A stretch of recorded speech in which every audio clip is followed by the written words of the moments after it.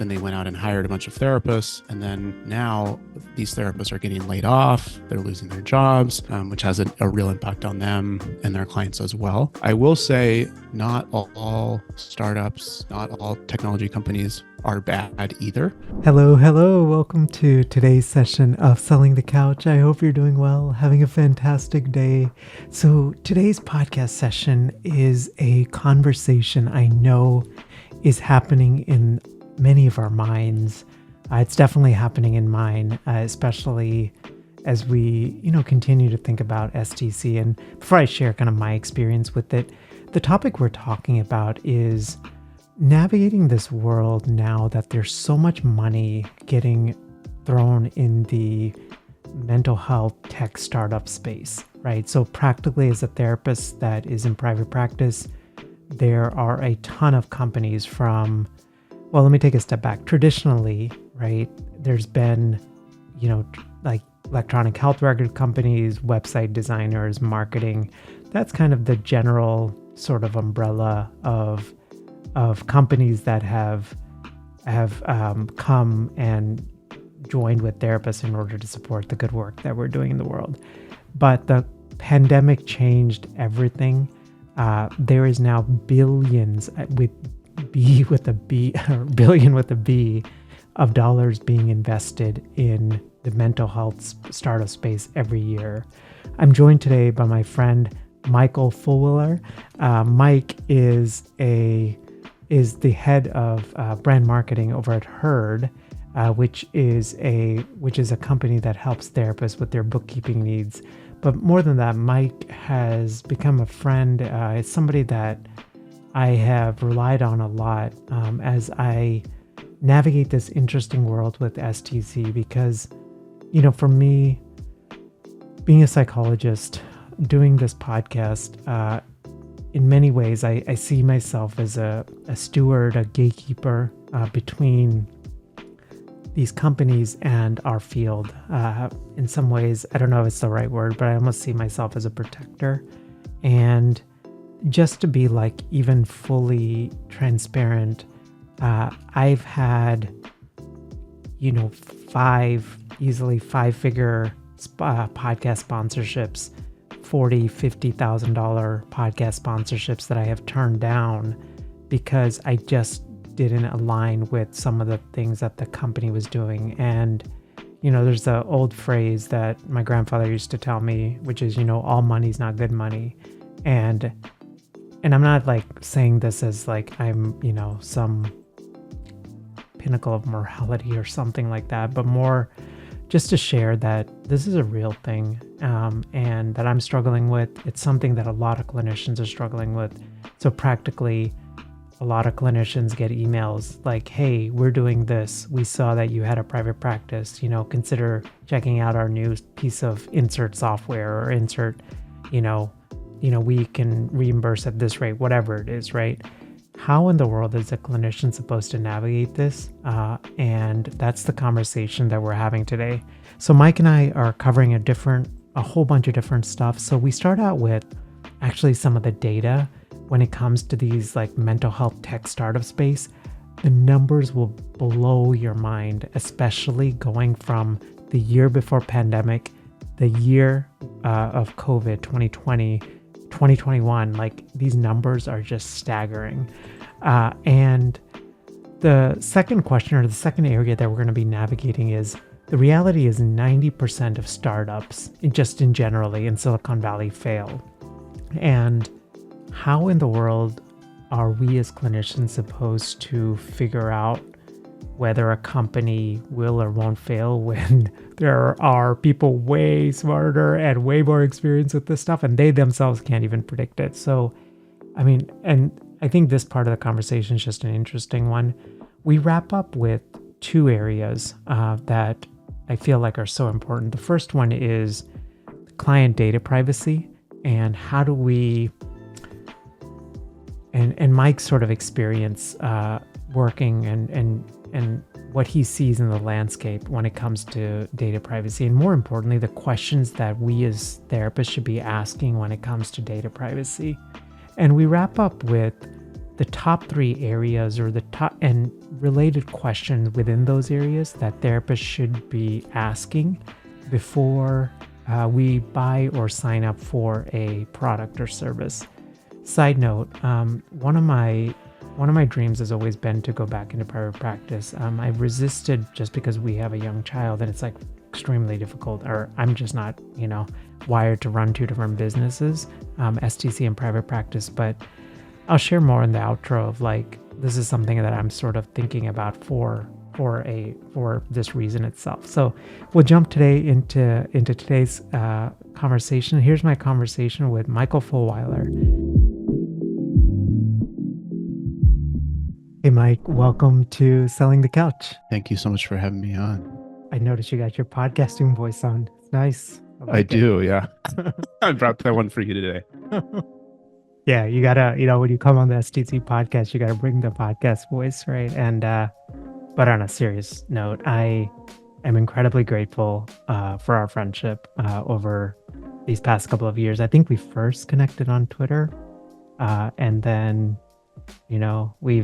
I think now we intentionally try to catch up and share each other's lives, at least on some sort of cadence. And so appreciate you, brother. And as we were thinking about, doing a podcast episode, and initially the idea was like on niching, and you had this idea and I didn't understand it at first because, most things kind of go over my head.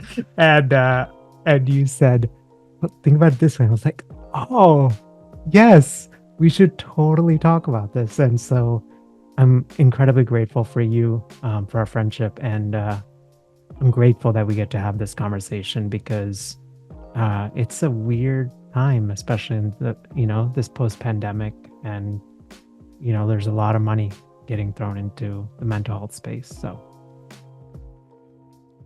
likewise, I've been following your work for many, many years, listening to the podcast. So it's like a funny thing when you become friends with someone that you like first hear their voice on a podcast, right? So it's like even now, it's like I feel like your voice is so familiar just because I've heard it so much, and it's always like a weird thing. But yes, thank you so much for having me on, and grateful for you as well. Yeah. I wanted to start here, which is, I don't know, maybe a basic question, but why are there suddenly so many mental health startups? I feel like especially 2020 and beyond, especially, is just like skyrocketed. Like and you're very much in this industry. So like what's happening? Yeah. So, I think it helps to kind of take a step back, and there's this term in economics called headwind factors and tailwind factors, right? And so a headwind is something that inhibits growth. So if you think about like you're on an airplane, your flight is delayed or it takes longer to get to where you're going because there's really strong headwinds, right? Versus a tailwind is something that propels growth. So, you may have a really strong tailwind and, you get to your destination like 45 minutes early and everyone's happy, right? And so when we look at the mental health industry, there was a combination of these tailwind factors all related to COVID. And so the first one being that during COVID, there was a decline in mental health, like globally. It's well documented. There's a statistic from the CDC that in December of 2021, nearly 1/3 of adults reported having symptoms of depression or anxiety. 1/3 globally, 1 in 3, right? Like that's a huge number. And when you look at like data going back to 2019, that's 3 times the reported amount, right? So people are really struggling with their mental health. Also, around that time, people started talking more openly about their mental health. So there was this like cultural tailwind of mental health becoming more normalized, going to therapy, becoming less stigmatized. So there's in the market, there's like an increase in demand, right? So you think about supply and demand, there's like a shortage, so a low supply of therapists, right? A huge demand for therapy, which is very good for business, right? So like, where does tech come in? Overnight in 2020, most therapists went from seeing clients in person to now having to see clients online, right? And so there was this like also just like very quick switch in how therapy was delivered, and the infrastructure and software and tools to do therapy and operate a virtual practice had not really been developed. You did have EHRs, there was software that existed. Going back to 2010 to 2015, you had companies like Talkspace and BetterHelp that were kind of the first movers in doing therapy on the internet, therapy over text message. But like across the board, there wasn't a lot of infrastructure for doing therapy online. And so from a investor perspective, all of those factors are very attractive. And so when we look at venture capital that has gone into the mental health space, we pulled the numbers this morning. In 2018 and 2019, there was about $1 billion of venture capital that went into mental health companies. In 2020, that number was 2.7 billion. So more than doubled. And then in 2021, that number was 4.8 billion. So we went from this is billion with a B. So we went from 1 billion in venture capital in mental health to almost 5, right? And so all of that money is coming into the space. And so that's why as therapists, you're seeing all of these companies pop up. Yeah. I mean, it is like at the core, like a supply demand issue. And, and we know that this mental, like the result of COVID, it's going to be generational, right? I mean, even having a young kiddo, I see this a lot, with these young kids and school and just all these things, right? And yeah, it's fascinating to hear the bigger picture. And you're absolutely spot on, because I remember even like, 2016, 2017, when I even thought about like sponsors for the STC podcast, my natural tendency was like website designers for therapists, EHRs, or some sort of like marketing services in some sort of way. But now it's like so expanded out. And I shared this in DM with you, like, and I'll just share it here. Like, I feel like personally for me, sometimes it feels like I'm walking into a minefield and I don't know where, like, what to focus on. I genuinely try to do like heavy like vetting by, asking like trusted friends and advisors, all of that stuff before we invest. But I feel like it's becoming increasingly harder, I think a lot of therapists are in that similar kind of boat, right? Which brings me to the second question. The reality is most of these startups fail, right? Even though there may be a ton of money, right?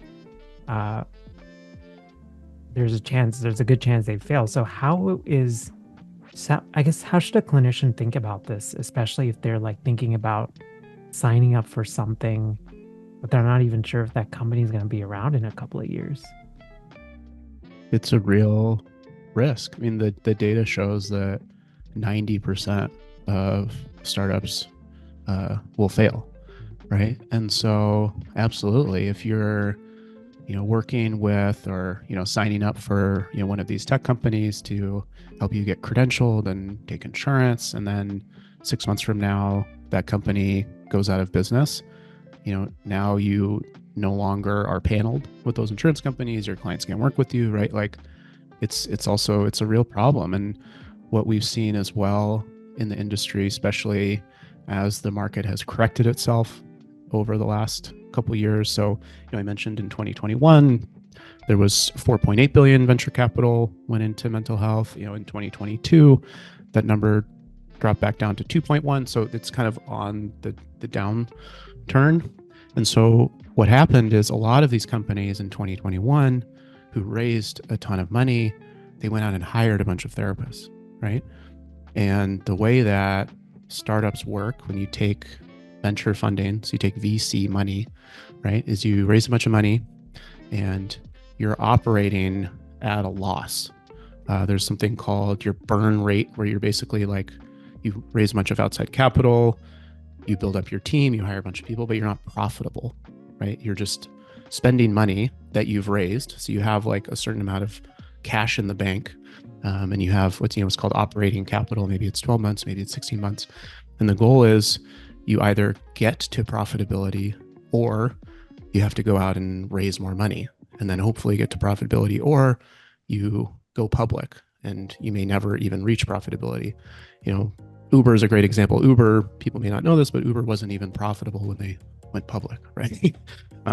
But my point is that these companies, they raised a bunch of money, then they went out and hired a bunch of therapists, and then now these therapists are getting laid off, they're losing their jobs, which has a real impact on them and their clients as well.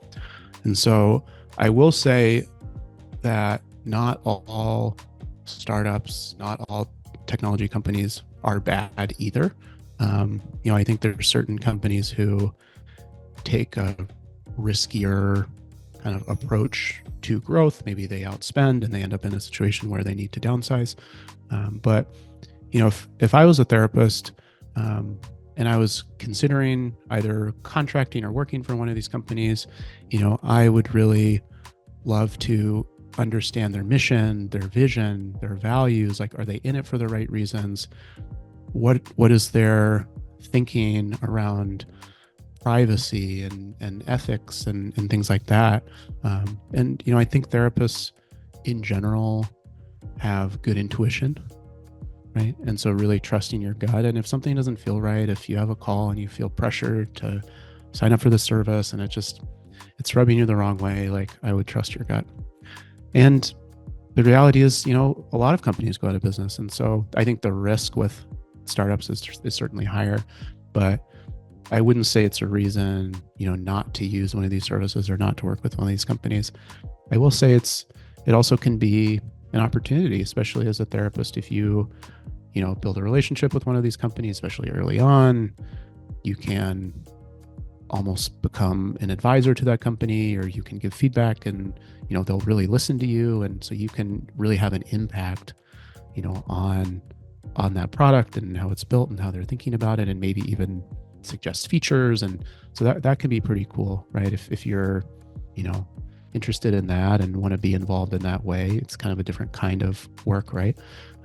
But the opportunity to like partner with one of these companies to help you improve your workflows as a clinician, or make you a better therapist, I think that's a net positive.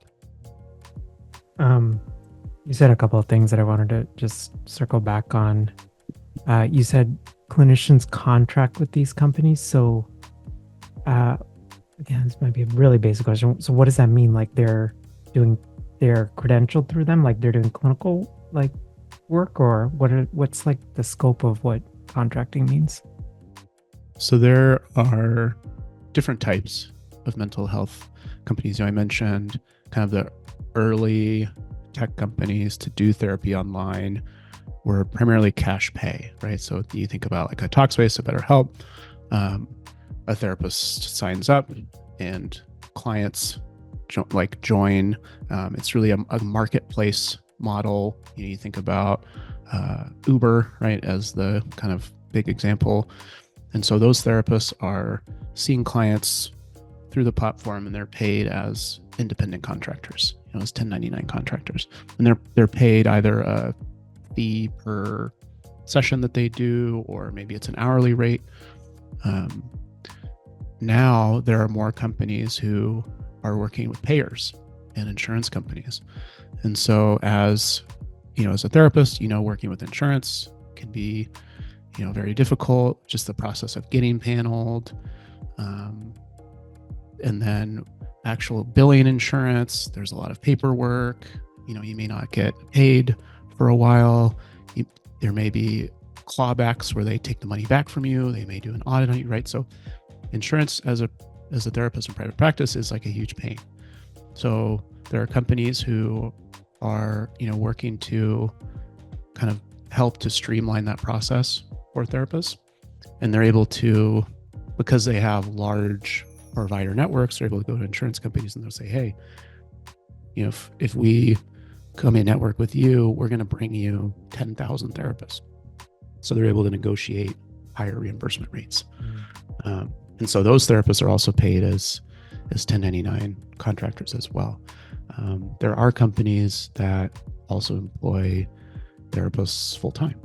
And so they operate similar to like a virtual group practice, essentially, where you're an employee, you're paid as a W-2 employee. Yeah, I would say for the most part, it's, independent contractors. And so you think about like, signing up for, Uber, Lyft, and, taking some, just like working in the evenings or on the weekends, trying to make some extra money. That's how a lot of therapists are working with these therapy platforms. Got it. I wanted to shift a little bit, because you alluded to this and you were speaking a little bit about it, which is client data privacy. I think is something so many therapists are concerned about, and maybe even their own, like our own data, right? Like, what's been your experience of like client data privacy with these startups? I know it's kind of a broad question, but like, I don't know if you've noticed any general trends, anything like that at all.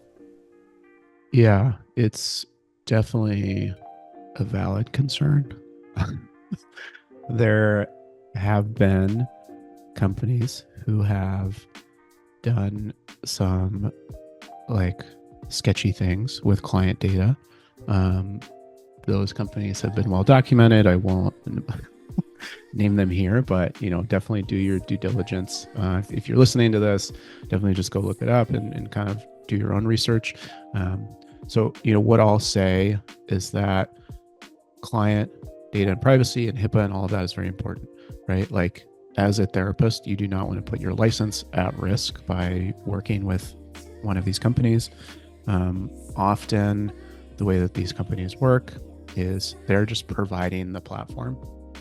And so you are still liable. You maintain all liability as the provider.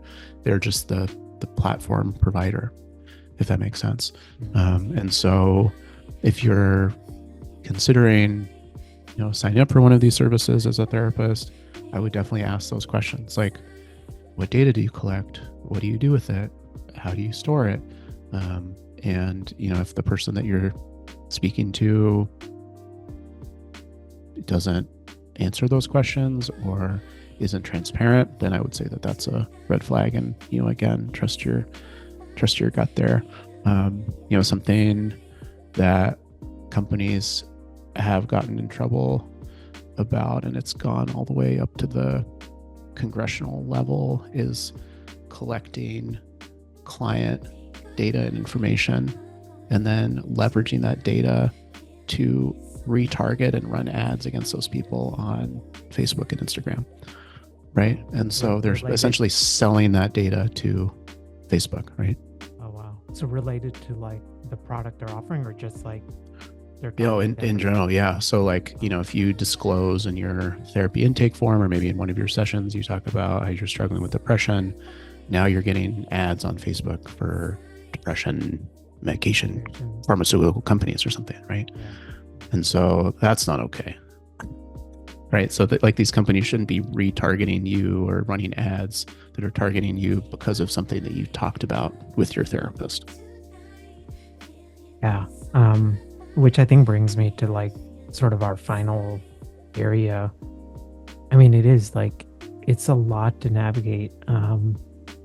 what are like the top 3 things that therapists should get an answer to, like when deciding to buy or like even sign up for like these startups? So I think you alluded to some of those questions, like how's data being stored, but like sort of generally, like what things? Yeah, I think data is a big one, and the response to that question might be, "Oh, it's encrypted," or they might say something that it doesn't really give you an answer.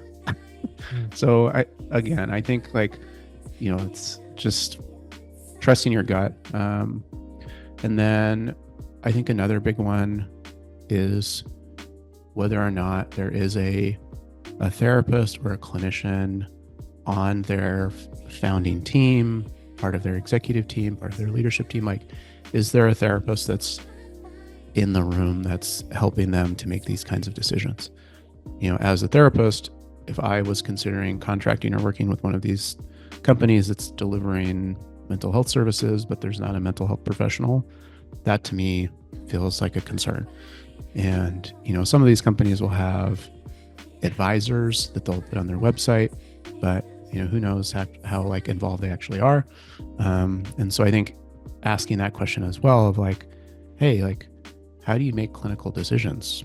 Do you consult with mental health professionals? Do you have a mental health professional on your team? I think that is a big one. And then another one, I would say a very important topic and question to ask is around compensation, right? So like, how are you paying therapists? How much are you paying therapists? A lot of these companies are known for underpaying therapists, as low as $20, $25 a session. And so I think that's also a question to get clarity on too. And there's been some kind of compensation structures that I've seen as well, where the more clients you see or the more hours you spend, the more that you can make, right? So it actually starts very low, but if you see up to 50 clients a week, then you can make, much more, which then just leads to burnout, right? And again, just kind of the incentives are misaligned there.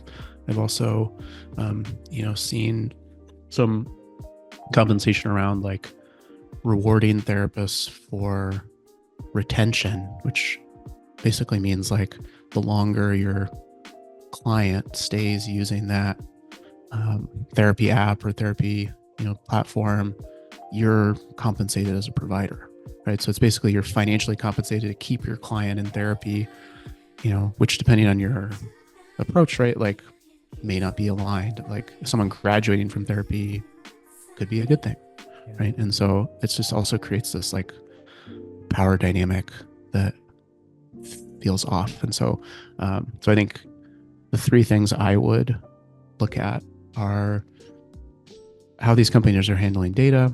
Is privacy important to them? Is there a clinician on the founding or leadership team? And then also compensation. How much are they paying therapists? And if they're not willing to disclose that in an initial conversation, I think that's a red flag as well. And I think you are completely in your right as a provider to interview these companies. Especially if they're reaching out to you and trying to recruit you, it's okay to ask these questions and to do your due diligence. I think because of the shortage of providers, that we've discussed, you are kind of in a position of leverage as a clinician to get this information before making a decision. Yeah, and I think sometimes therapists, we forget that, right? That we have leverage and in situations like this. Mike, I'm just incredibly grateful for this conversation. I think it is, I don't know, the thing I'm kind of taking away, like, this is not easy, and in fact, if anything, it's like, there's such wisdom in like slowing down and being intentional and just like really asking these questions, because it's not just about like getting out of platform, right? It's about these sort of long-term things that you really have to probably play a bigger role, right? In stuff that you have to consider. So, appreciate you so much. share with us a little bit about the work that you're doing over at Herd, and then we can wrap it up. Sure. Yeah. Something I was going to say too is that, if you're considering, using one of these services or working for one of these companies, I would definitely ask colleagues what I do when I hear about one of these new companies, or, if you reach out to me and you're like, hey, I was contacted by this company. Do you know who they are? And if I haven't heard of them, I just go on Google and I, search for the name of the company. And often there's already a Reddit thread about, the company, or I'll go over to a Facebook group and be like, hey, not even just post in the Facebook group, but also like you can search in a Facebook group, right? And so you can look up the name of the company and see, because if you're getting contacted, then other therapists are probably getting contacted by these companies as well, right? And so definitely like tap into the therapist community to learn more about like what their experiences are as well. I think that's really can be really helpful. Yeah, absolutely. Reddit is such a gold mine when it comes to this stuff. Yeah. There's some real, totally. real. It's so you asked about Herd. So I run brand marketing at a software company called Herd. We are not a mental health company in the sense that we provide mental health services, but we do work with mental health professionals. We provide the financial back office for therapists in private practice. So we provide an all-in-one solution for bookkeeping, tax prep, payroll. We also have partnerships with companies that provide, a business bank account. You want to set up a retirement plan. So all those, financial questions that you have when starting a practice as a therapist, Herd is there to support you. And I also read the reviews on Herd on Reddit and in Facebook groups as well, right? And so I'm kind of on the other side of that, and I always appreciate that feedback, and it's really great to hear what therapists are experiencing with our software as well, and so for me that feedback is such a gift, right? Because if people aren't letting us know, then we don't know whether to fix it or not. So yeah, absolutely. Mike, thank you again for doing this. I'm grateful for this conversation, grateful for our friendship, and have a great rest of your day. Hey there, hope you enjoyed my conversation with Mike, and especially if you have been navigating this world of data privacy and seeing there's some amazing companies that are now doing stuff in the mental health space. So wanting to leverage that for your private practice, and even some of the stuff that Mike alluded to, if you want to do something innovative and different than just beyond clinical work, the opportunity to advise some of these companies. I hope that today's podcast session has just been really helpful for you. In the intro, I alluded to this dilemma that I'm having. And again, I think this will probably turn into a solo session, but my dream has always been to go back into private practice. It would be honestly a very small private practice, somewhere probably between 2 to 5 clients a week, is what I'm kind of thinking, just because I want to keep the main focus on STC. I miss the work. I genuinely miss the work. And it's been hard with Chloe being so young to run 2 businesses. So it just didn't make sense. But as she's now older, I've been thinking a lot about this. And one of the things that I have been thinking about is there some wisdom in me doing this, not only to serve clients, but also it gives me some exposure to some of these products and services so that I can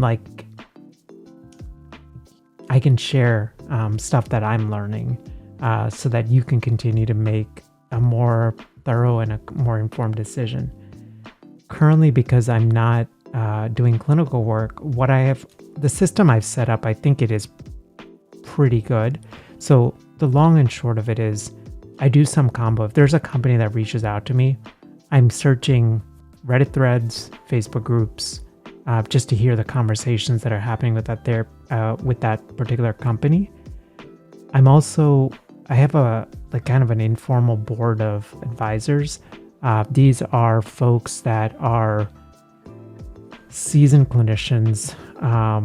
They're on ethics boards, stuff like that, that I will bounce ideas off of or to share their thoughts on.